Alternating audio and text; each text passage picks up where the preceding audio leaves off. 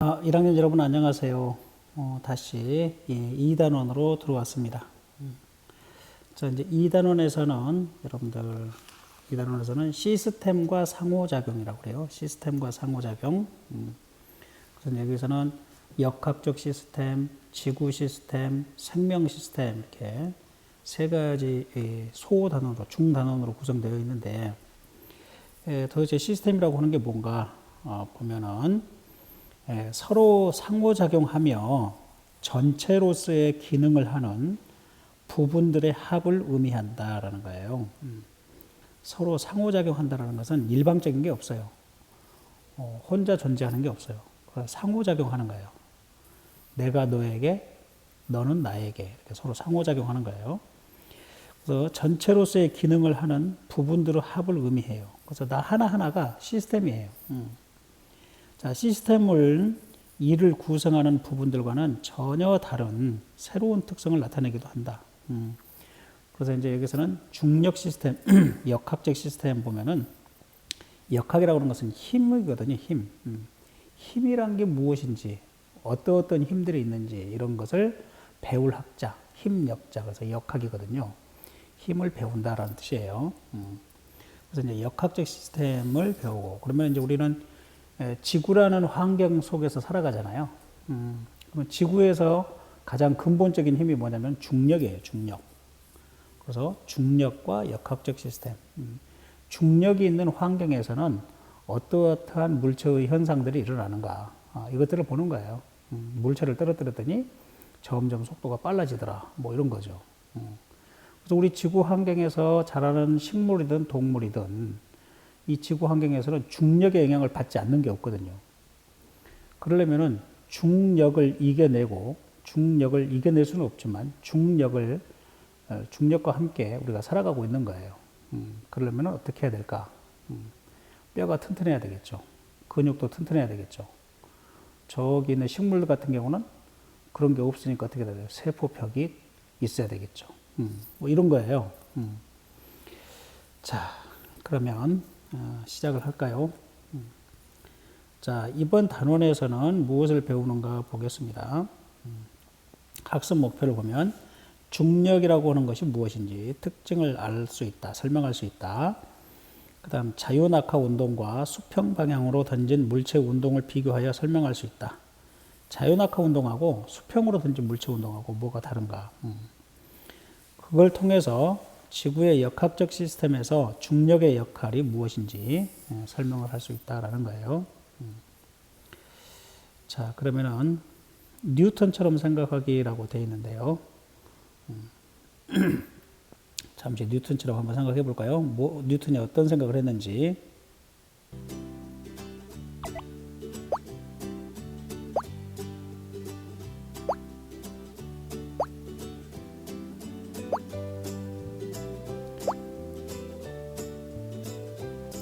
자, 여기 써져 있는 걸 그대로 읽어볼게요. 사과를 가만히 놓았어요. 그러면은 지구 중심을 향해서 떨어집니다. 수평 방향으로 던지면은 그래도 지구 중심을 향해서 떨어집니다. 그 까닭은 사과에 중력이 작용하기 때문이다 이게요. 그래서 이제 우리는 더 빨리, 더 세게 던져버렸을 경우 어떻게 될까라는 것을 뉴턴은 생각을 했어요. 자, 산 꼭대기에 올라가서 대포를 쏘는데 대포를 아주 힘차게 쏘면 어떻게 되냐 이거예요. 자, 산 꼭대기에서 대포를 설치해서 이제 에베레스트 산보다 더 높은 산이 되겠네요. 뉴턴이 지금 사고 실험 한 거예요. 사고 실험. 자, 더 세게 한번 해볼까요? 자, 이게 떨어질 거야. 더 세게 하면 어떻게 될까? 이거예요. 자, 그래서 발사 속력이 크면 클수록 더 멀리 가서 떨어지겠죠. 자, 그러면 이제 아주 크게 하면 어떻게 될까라는 거예요. 자, 이렇게 하면은 속력이 더 크면 클수록 어떻게 되냐? 지구를 향해서 떨어지는데요. 지구와 충돌하지 않아요. 지구를 향해서 떨어져요. 떨어지는데 지구에 충돌하지 않아요. 이게 바로 뭘까요? 인공위성이에요. 그래서 대포알의 발사 속력이 특정한 속력에 이르면 얼마 정도 돼야 되냐 하면은 초속 8km 정도 돼야 돼요. 초속 8km로 던지면 이게 지구 표면에 떨어지지 않고 빙글빙글 도는 원운동을 하게 됩니다. 초속 8km예요. 시속이 아니고 초속 8km. 1초에 8km를 가는 거예요. 자, 그래서 대포알은 지구를 향해서 계속 떨어지지만 지구가 둥글기 때문에 땅에 닿지 않고 지구 주위를 등속 원운동한다. 이것이 뉴턴의 아이디어예요. 그 뉴턴이 1630년에 생각했던 거예요. 1636년에 생각했던 이 아이디어가 400년이 흐른 후 이제 와서 우리가 인공위성이라고 하는 것을 쏘아서 지구 위에다가 놓고 있는 거예요. 그래서 저 높은 산까지 올라가는 게 뭐예요? 인공위성을 하늘 높이 쏘는 거죠. 그래가지고 이제 다시 마지막으로 제3 로켓 엔진이 1, 2, 3가 있어요. 3개가 있어요. 그래서 1단계, 2단계는 저 높은 곳을 향해서 날아가는 거고요. 3단계는 이제 수평 방향으로 빵 하고 마지막으로 터지는 거예요. 밀어주는 거예요. 대포알 쏘듯이. 자, 그래서 이제 더 세게 시속 8점 약 4나 5 이렇게 시속 8부터 시속 9 이렇게 8.0km로 쏴야 되는데 시속 9로 쏴버려서 그러면 어떻게 되느냐? 이것은 타원 운동을 해요. 지구 주위를 등속 원운동할 수 있는 속력보다 더 큰 속력이니까 발사하면 대포알은 지구 표면에 멀어졌다가 가까워지는 타원 운동을 해요. 타원 운동. 자, 더 세게 이제 쏴버리면 어떻게 될까요? 자, 더 세게 쏴버리면 그래요. 자, 이것은 초속 11.2km로 쏘아버렸을 때는 지구를 벗어나 버려요. 지구 중력장을 벗어나는 속도예요. 11.2km/s 초속. 이렇게 세게 던지면 그렇게 된다라는 겁니다.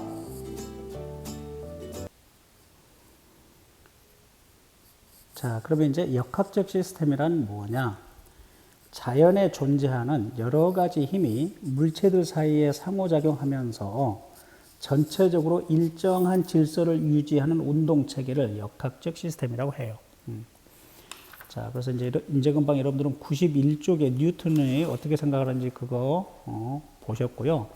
지금 현재 여러분 역학적 시스템이라고 나와 있는 것은 어디에가 있냐 하면은 92쪽에 나와 있어요. 92쪽에.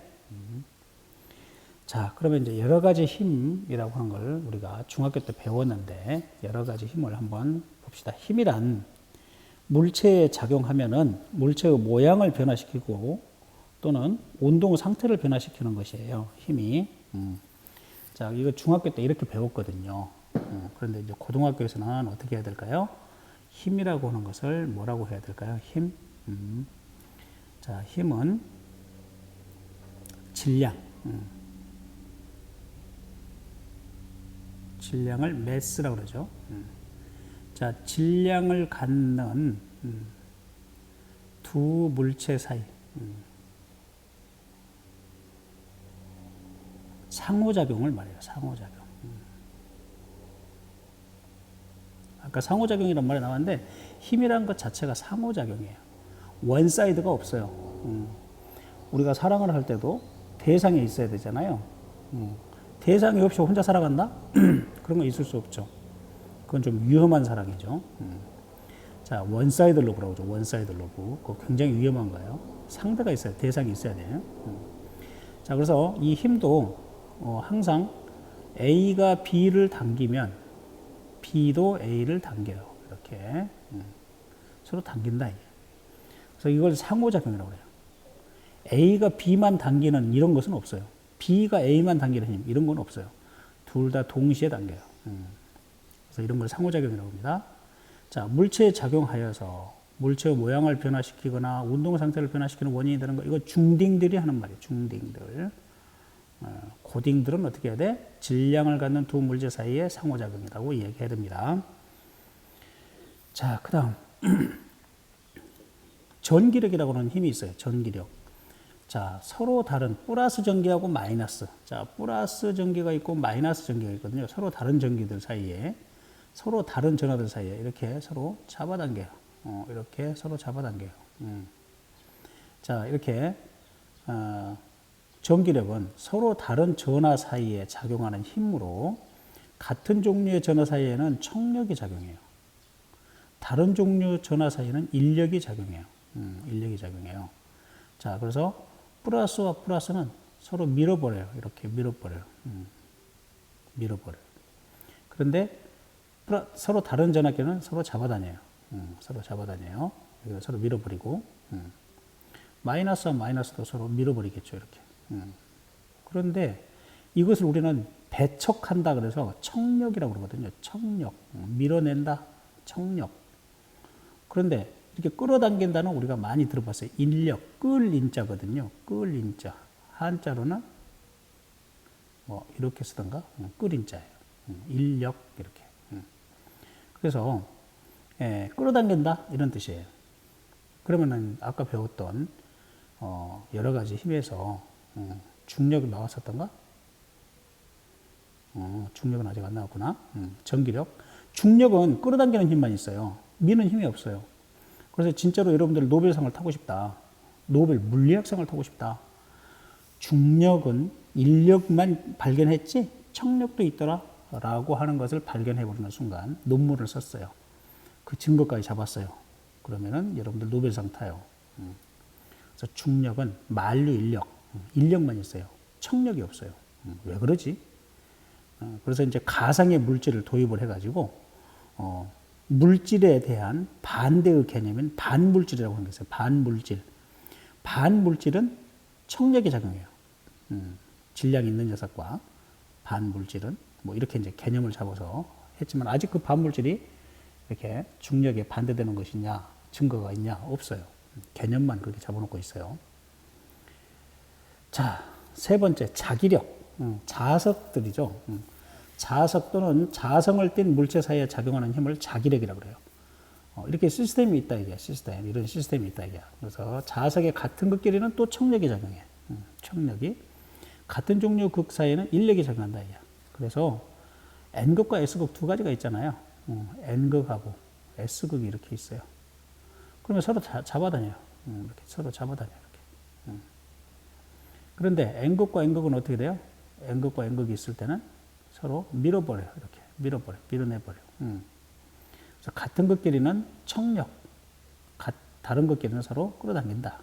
이렇게. 이 화살표를 반대로 할까요? 끌어당긴다를 이렇게, 이렇게 서로 끌어당긴다. 이건 밀어낸다. 밀어낸다. 이건 끌어당긴다. 이렇게 할까요? 그래서 전기력이나 자기력은 인력이 있고 척력이 있어요. 그 다음에 이제 탄성력이라고 하는 게 있네. 탄성력. 자, 변형된 물체가 그것과 접촉해 있는 다른 물체에 작용하는 힘이에요. 변형된 방향과 반대 방향으로 작용한다. 탄성력. 그래서 탄성체가 고무줄이랄지, 용수철이랄지 이런 것들은 잡아 늘어놓으면은 다시 제자리로 돌아가려고 하거든요. 변형된 방향과 반대 방향으로. 이때 원래 방향으로 돌아가려고 하는 힘을 복원력 그래요. 복원력. 회복한다 이게. 원래 상태를 회복하려고 하는 힘, 복원력. 그 복원력을 탄성력이라고 부른다라는 거예요.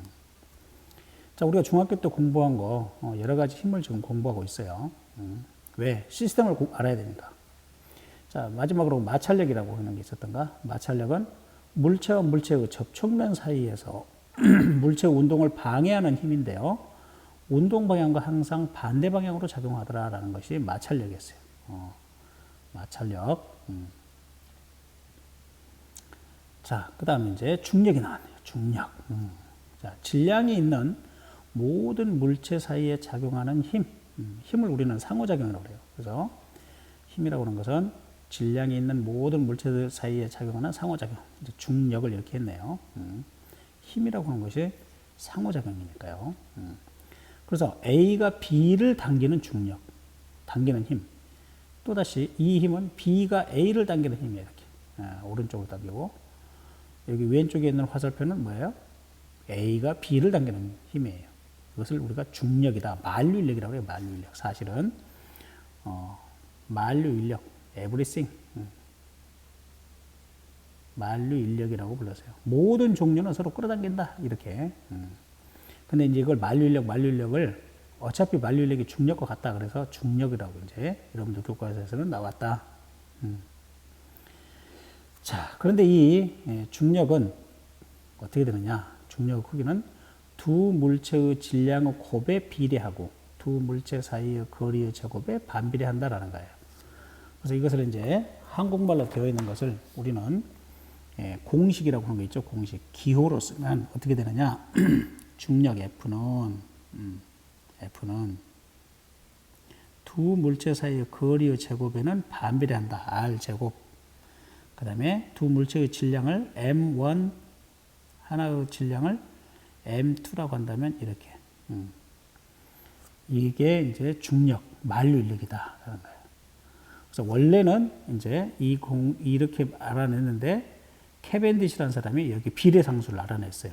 이걸 비례한다 이렇게 하는데 이걸 이퀄로 만들고 싶잖아요. 수학 공식으로. 이렇게 하려면 실험을 엄청나게 해야 돼요. 이제 실험을. 진짜로 정비례하는지 반비례하는지 0.7만큼 비례하는지 이런 걸 실험을 했더니 G만큼 비례하더라 이게. 그래서 이것을 우리가 만류인력 상수라고 그래요. 캐벤디시라는 사람이 알아냈어요. 영국의 캐벤디시. 이걸 만류인력 상수. 오른쪽 식과 왼쪽 식은 뭐가 달라요? 왼쪽 식은 정성적인 거야. 정성적인 것은 이런 성질이 있어 이런 거고 오른쪽에 있는 식은 정확하게 이퀄이 성립을 해 이거예요. 그래서 이제 우리가 실험을 하는 것은 뭐냐면은 이 값을 찾아내는 거예요. 얼마만큼 비례하는지. 그래서 그 비례하는 값이 일정하게 정해져 있더라. 그래서 상수라고 그래요. 상수. 자, 하여튼 이것은 두 물체 사이의 거리를 R이라고 하고. 자, 그래서 여기 지구가 있고 달이 있어. 지구의 중심, 달의 중심까지의 거리를 R로 보는 거야. R. 그 다음에 여기에 질량을 M1, 여기에 질량을 M2 이렇게 그랬을 때 두 질량의 곱에 비례하고 두 물체 거리 사이를 제곱해서 반비례하고. 그래서 이제 우리가 이것을 제곱 자승 이런 말을 쓰죠. 그러면 R 제곱이라고 하는 것은 R의 마이너스 2승 이렇게도 쓰잖아요. 그래서 이것을 여러분들이 이제 무슨 과학책을 막 읽다 보면 우리 인류는 역자승 법칙을 발견한 이후 대과학의 대혁명이 일어났다 막 이런 말을 쓰거든요. 이걸 바로 역자승 법칙이라고 불러요. 만류인력도 역자승 법칙이지만 전기력, 쿨롱의 법칙 알거든요. 쿨롱의 법칙 배웠나? 그것도 역자승 법칙이에요. 역자승 법칙. 자, 넘어갈게요. 자, 그래서 전기력이나 자기력과는 달리 밀어내는 청력이 없더라라는 거야. 뭐가? 중력은. 서로 당기는 힘으로만 나타나며 서로 접촉해 있거나 멀리 떨어져 있어도 작용한다. 접촉해 있거나 멀리 떨어져 있어도 작용한다. 이걸 멀리 떨어져 있어도 작용한다. 이것을 원격 작용이라고 그래. 원격 작용. 이게 이제 무슨 말이냐면은 내가 지난번 강의에서 그런 말을 했는지 모르겠는데 우리 이 나라를 대표하는 인물이 지금 누구예요? 우리나라를 대표하는 인물 지도자 중에 문재인, 세종대왕, 이순신. 여러분들 좋아하는 사람마다 다 다르겠지만 우리나라 사람들의 공통적으로는 뭐 세종대왕쯤 되지 않을까? 그렇다면 미국을 대표하는 인물 링컨, 트럼프, 뭐야? 지난번 대통령 누구야? 오바마? 누굴까요? 자, 하여튼 이 지구를 대표하는 인물이 바로 누구냐 하면은 아리스토텔레스라고 지난번에 얘기했을 거예요. 아리스토텔레스. 2학년한테 얘기했나? 이 아리스토텔레스라는 사람이요. 모든 학문을 다 처음을 시작했어요. 모든 학문의 처음 시작이 아리스토텔레스예요. 그래서 우리 인류를 대표하는 인물이 되는 거예요. 지금까지 지구에 인간으로 태어났다가 죽은 사람을 대표할 수 있는 사람이 2400년 전 사람인데 아리스토텔레스야. 모든 학문의 시작을 그 사람이 만들어놨어. 그런데 특히 과학계통에서는 아리스토텔레스 말이 많은 부분이 틀렸어. 거의 모든 부분이 틀렸어. 그것을 틀렸다라고 증명을 해버리면 노벨상을 받아. 그것이 틀렸다라고 증명을 해버리면. 자, 그런데 아리스토텔레스는 뭐라고 했냐면은 돌멩이를 던져봐라. 돌멩이를 던져봐라. 접촉해 있을 때만 힘이 작용하는 거야. 손을 떠난 손을 떠난 돌멩이는 힘이 작용할 수가 없어. 그럼 어떻게 해서 던졌는데 밖으로, 이렇게 앞으로 나갑니까? 라고 제자들이 물으니까 앞에 있는 공기가 충돌해갖고 돌멩이 뒤로 넘어와서 밀어주기 때문에 앞으로 나간다. 이렇게 말을 했어요. 그래서 힘이라고 하는 것은 절대 접촉해야지 접촉하지 않고 원격은 절대로 작용할 수가 없어. 그러니까 해하고 달 사이 이렇게 멀리 떨어져 있으니까 힘이 작용할 수가 없어. 달하고 지구도 멀리 떨어져 있으니까 힘이 작용할 수 없어. 이것에 대해서 아니야 라고 지금 뉴턴이 말하고 있는 거예요. 중력은, 만류인력은 이렇게 멀리 떨어져 있어도 작용하더라 라고 하는 것을 지금 처음으로 아리스토텔레스 너 틀렸어 이렇게 지금 말한 거야. 아리스토텔레스 선생님 틀렸네요 이렇게 지금 말하고 있는 거야. 그러니까 그때 당시에 모든 사람들이 깜짝 놀란 거야. 야, 감히 아리스토텔레스한테 도전장을 내밀다니 이렇게. 자, 그래서 지금까지 아리스토텔레스가 많은 말을 했는데 여러분들 좀 있으면 이제 자유낙하라는 말이 나오잖아요. 그거 누가 말했냐면은 아리스토텔레스가 자유낙하라고 했어요. 물체를 손으로 잡고 있다가 사과를 손으로 잡고 있다가 가만히 놓아봐라. 그러면은 지구를 향해서 떨어지잖아요. 이것은 자유스러운 운동이야. 그래서 자유롭게 낙하하는 거야. 그래서 자유낙하 운동이에요, 그게. 그러면 자유스럽지 않는 운동은 뭔지 아세요? 던져 올린 거예요. 던져 올리면은 강제로 운동시켰어, 이거 강제로. 이렇게 아리스토텔레스가 얘기했거든요. 그래서 자유낙하 운동이란 가만히 잡고 있다가 놓으면 지구를 향해서 떨어져요. 그래서 아리스토텔레스의 그 제자들이 선생님, 훌륭하신 선생님, 이 왜 떨어집니까? 라고 물으니까 뭐라 그런지 아세요? 이 모든 세상은 흙, 물, 불, 공기 네 가지 원소로 이루어져 있단다. 근데 그것들의 원래 고향이 어디니? 지구야, 땅이야, 땅. 원래 고향인 땅으로 되돌아가기 위해서 밑으로 떨어지는 것이다. 그런데 무거운 물체하고 가벼운 물체하고 떨어뜨리면 무거운 물체가 왜 빨리 떨어집니까? 라고 말했어요. 또 물어봤어요. 제자가, 똑똑한 제자가. 그러니까 또 똑똑한 스승님이 말씀하십니다. 무거운 물체하고 가벼운 물체가 자 돌멩이하고 새의 깃털하고 떨어뜨렸더니 실험을 해봤어요. 그때 새의 깃털이 훨씬 늦게 떨어지거든. 그때 당시에 돌멩이가 빨리 떨어지거든. 그래서 돌멩이가 무겁지 않니? 새의 깃털은 가볍지 않니? 누가 더 고향으로 되어 있는 원래 있는 그 물질로 많이 이루어져 있냐라는 거야. 그래서 무거울수록 빨리 떨어진다라는 거예요. 그렇게 설명을 했어요. 그런데 그 이후에 갈릴레이라는 사람이 피사의 사탑에서 실험을 했어요. 두 물체가 똑같이 떨어져요. 왜 새의 깃털하고 돌멩이를 갖고 하냐 이게. 만약에 그렇게 하려면 진공에서 실험을 하면 똑같이 떨어질 텐데. 그래서 무거운 물체하고 가벼운 물체를 10배 정도 되는 쇠구슬과 가벼운 쇠구슬을 이렇게 두 개를 떨어뜨렸어요. 그러면 훨씬 무거운 물체가 빨리 떨어져야 되는데 똑같이 떨어지더라. 라고 하는 걸 피사사탑 실험에서 갈릴레이가 알아냈어요. 그러니까 아리스토텔레스 선생님이 우리 이 물리학, 이 과학 쪽에서는 완전히 다 틀렸어요. 이것을 증명하면 노벨상을 받아요. 대단한 물리학자가 되고. 그런데 아직까지 저쪽 사회과학, 철학, 역사, 문학 이쪽은 아리스토텔레스 선생님이 아직도 꽉 잡고 있어요. 틀린 말이 없어요. 거기 문과 과목은. 그래서 문과에서 박사학위를 받으려면 어떻게 해야 되느냐. 지금 여기 듣고 있는 앞으로 이제 문과 갈 학생도 있겠는데 문과를 지나가는 학생들은 2400년 전에 아리스토텔레스 선생님이 뭐라고 말했는가를 더 멋지게 미화하고 진짜 이게 맞네 라고 하면은 박사학위 받아요. 그런데 우리 과학에서는 그 사람 말이 틀렸네. 이래서 틀렸네. 증거는 이거야. 이러면 노벨상도 받고요. 그래서 아직도 한쪽에서는 아리스토텔레스 선생님이 훌륭한 분이야. 아리스토텔레스 선생님이 형편없는 사람이야. 이렇게 두 부류로 나눠 가지고 있다라는 거예요.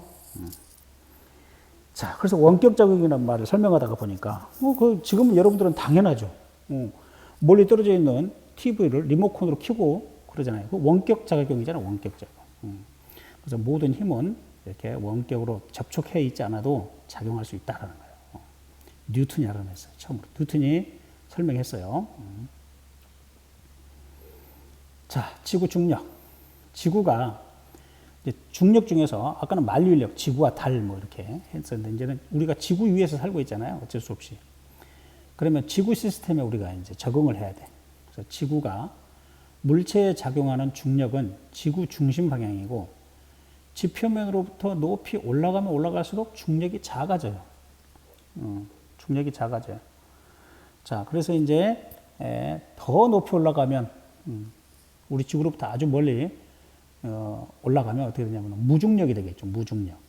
지구에 대해서 중력이 없어져 버려. 무중력. 자, 그런데 이제 우리가 인공위성을 타고 가면은 무중력이지 않습니까? 그건 무중력 효과라고 하지 무중력이라고 하지 않아요.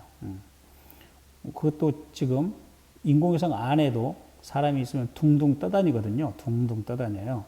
아, 중력이 없잖아요. 그래요. 저울 위에 올라가서도 저울이 제로예요. 그런데 그건 왜 그러냐면은 지금 인공위성이 지구를 향해서 떨어지고 있기 때문에 그래요. 그래서 중력이 없어지는 게 아니라 중력이 없어지는 것처럼 보이는 거예요. 그곳에서도 중력이 있어요. 가만히 있으면 지구로 떨어져요. 근데 돌기 때문에 안 떨어지는 거예요. 자, 그래서 여기서 알고자 하는 것은 뭐냐면 중력은 지구 중심 방향이 항상 지표면으로부터 높이 올라갈수록 작아진다. 자, 그러면 이제 질량이라고 하는 게 뭔가 봅시다. 질량은 물체의 고유한 양으로 장소에 따라 변하지 않으며 단위는 킬로그램을 사용한다. 이렇게 중딩 때 배웠다는 거예요. 중딩 때. 자, 그럼 우리 이제 고딩이잖아. 몇 개월 전까지만 해도 중딩이었지만, 그래서 여러분들은 이제 고딩적 사고방식을 가져야 돼. 질량은 뭐냐? 질량은. 자, 질량이란 말을 맨 처음 만든 사람이 뉴턴이에요, 뉴턴. 뉴턴이라는 사람이 질량이라는 말을 만들었는데 이미 앞에 선배, 갈릴레이라는 사람이 썼던 말을 그대로 쓰면은 우스꽝스러우니까 관성이란 말이 있었어요. 자, 관성의 크기를 질량이라고 말을 바꿔버렸어요.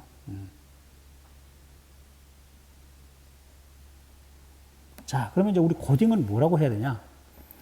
물체의 고유한 양으로 장소에 따라 변하지 않는 않으며 단위는 킬로그램을 사용한다. 이렇게 말하면 중딩이고요. 질량이란 무엇이냐? 관성의 크기를 다른 말로 질량이라고 한다. 이렇게 하면 돼요. 관성의 크기를. 그래서 관성이란 말은 갈릴레이가 했거든요. 갈릴레이. 그래서 갈릴레이 선배님이 했던 이 관성이란 말을 그대로 몇 킬로그램 이렇게 사용하기 그러니까 새로운 용어로 만든 거예요. 질량이란 말로. 자, 관성의 크기를 질량이라고 한다. 힘이라고 한 거 지난번에 뭐라 그래서 질량을 갖는 두 물체 사이의 상호작용. 그렇죠. 자, 그럼 무게라고 하는 것은 뭐냐? 무게. 무게는 weight. 영어 단어로 weight. 무게. 자, 그래서 W로 많이 써요. W는 자, 질량 곱하기 중력과 속도예요. 질량 곱하기 중력과 속도. 그래서 여러분들의 몸무게 얼마야? 몸무게니까 여러분들 몸은 무게가 얼마야? 이렇게 물어보는 거예요. 너 몸 무게가 얼마야? 이렇게 물으면 60kg이요. 이렇게 말하잖아요. 60kg이라고 하는 것은 이미 질량의 단위야. 질량. 그러면은 중력과 속도 G를 곱해야 돼요. 원래는 9.8을 곱해야 되죠. 그래서 588뉴턴이라고 말해야 정확한 정답이야. 너 몸무게 얼마야? 588뉴턴이야. 이렇게 말해야 돼. 9.8을 곱해서. 그러니까 약 10을 곱하는 거야. 약 10을 곱해야 돼. 선생님한테, 선생님 몸무게 어떻게 되세요? 그러면, 약 한 800뉴턴 정도 돼. 이렇게 이제 선생님이 말할 거야. 800뉴턴 정도 돼. 약 10을 곱하는 거거든요. 그래서 단위는 뉴턴을 사용하는 거야. 뉴턴을. 자, 그래서 측정하는 장소에 따라서 값이 달라져요. 아까 높은 산에 올라가면 어떻게 된다고 했어요? 높은 산에 올라가면 몸무게가 줄어들어요. 장소에 따라 틀려요. 또 적도에 가면은 적도로 가서 적도 있죠, 적도. 적도에 가서 몸무게를 재면은 몸무게가 작아져요. 반면에 극지방에 가서 몸무게를 재면은 저울 위에 올라가면은 몸무게가 많이 나가요. 아니, 거기는 추우니까 옷을 두껍게 입었을 거 아니에요. 아, 그러면 팬티만 입고 그러면 되지. 사우나탕에 가서. 그러면은 극지방에서는 몸무게가 많이 나가더라.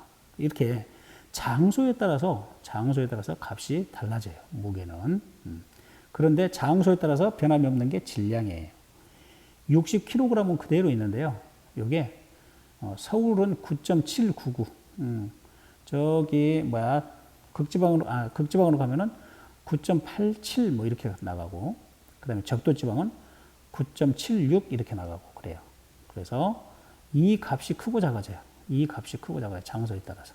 그래서 무게는 달라지더라라는 거. 중력과 속도 값이 달라지더라. 지금 여러분들 중학교 거 공부하고 있습니다. 어디냐면은 지금 93쪽까지 이제 왔어요. 93쪽까지. 자, 두 물체 사이에 작용하는 중력은 어느 방향으로 나타나는가 해서 확인 문제 보면 어떻게 돼요? 두 물체 사이에서는 서로 상대방을 향하죠. 서로를 당기는 방향으로 나타나게 된다라는 거죠. 자, 그 다음에 이제 자유낙하 운동하고 수평으로 던진 물체하고 운동하고 어떻게 다른가라는 것을 지금 이제 여러분들에게 여기 해보기라고 하는 것으로 탐구 과정 있습니다. 여러 가지 실험 장치가 있네요. 자, 그러면 여기 동영상 한번 볼까요?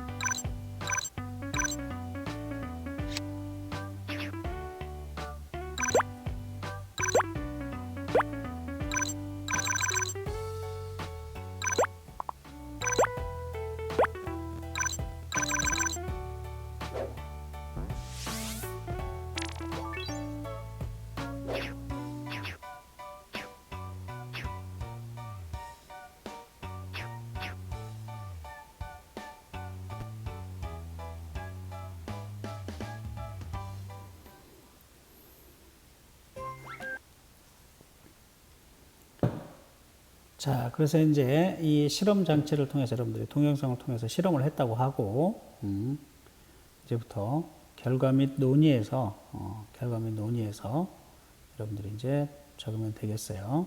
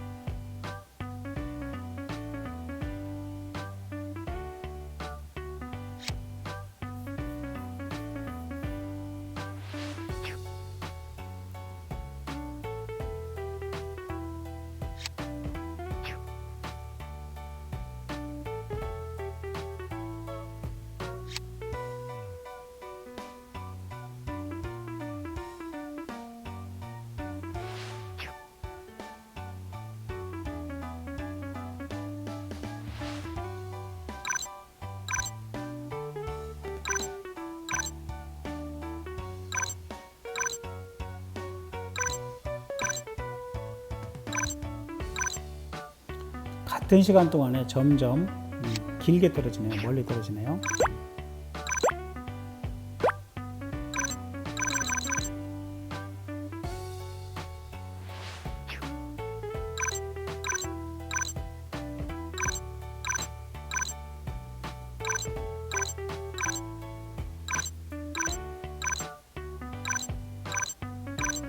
수평 방향으로는 속력 변화가 없어요.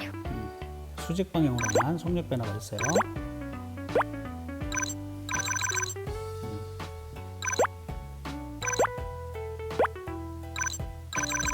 네, 수평 방향은 똑같아요.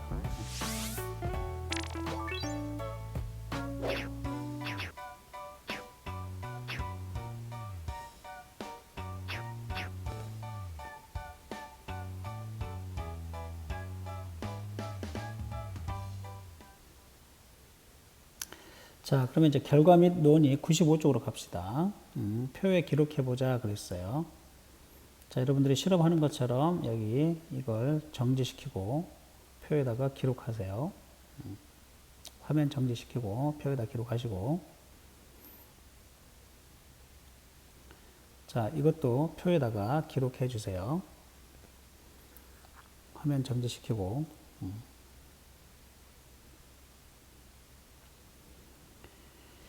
자, 시간에 따라서 어떻게 변하는가라는 거예요. 자, 쇠구슬 A의 연직 아래 방향은, 연직이란 말은 수직이란 뜻이에요. 연직 아래 방향 속도는 일정하게 증가해요. 0.5, 1.5, 2.5, 3.5, 4.5. 점점점 일정하게 증가하고 있죠. 자, 수평 방향으로 던진 쇠구슬 B는 연직 아래 방향 속도는 일정하게 증가해요. 이것도 똑같이 0.5, 1.5, 2.5, 3.5, 4.5 이렇게 일씩 증가했네요. 근데 수평 방향으로 속도는 일정해요. 수평 방향으로는 속도가 일정해요. 자, 그래서 이제 결론 1번 보면은 쇠구슬 A와 B의 운동의 공통점은 뭐냐면은 연직 방향으로는 속력이 점점 일씩 증가했죠. 구간별로. 그런데 수평 방향으로는 B는 속력이 일정했어요. 증가하지 않았어요. 그래서 공통점은 시간에 따라 연직 아래 방향의 속도 변화가 동일한 운동을 했다. 차이점은 쇠구슬 A는 연직 아래 방향으로만 운동하고 쇠구슬 B는 연직 아래 방향으로 운동하면서 수평 방향으로도 운동을 했어요. 이때 수평 방향으로는 속도가 일정한 운동을 했다. 이게 차이점이에요. 자, 그래서 쇠구슬 A와 B의 운동 방향에 따른 속도 변화를 물체에 작용한 힘과 관련지어 설명해 보자. 속도가 점점점 변하려면 힘이 작용해야 돼요. 지구하고 접촉하지 않고 떨어지는 동안에도 계속 힘이 작용하고 있어요. 원격 작용이에요. 자, 그래서 쇠구슬 A와 B 모두 연직 아래 방향으로는 속도가 일정하게 증가했어요. 그 까닭이 뭐냐? 중력이 있었기 때문이다. 그렇다라는 거예요. 중력. 중력이라고 하는 게 힘인데 그 중력이 작용하기 때문에. 그래서 쇠구슬 B의 경우 수평 방향으로 속도가 변하지 않는 까닭은 수평 방향으로는 힘이 작용하지 않았기 때문에 수평 방향으로는 힘이 작용하지 않으면 등속 운동을 해요. 힘이 작용하지 않으면 우리가 관성의 법칙이라고 있었죠. 힘이 작용하지 않으면 정지해 있거나 또는 등속 운동을 하거든요. 그래서 쇠구슬 B가 수평 방향으로는 힘이 작용하지 않았어요. 수직 방향으로만 힘이 작용했어요.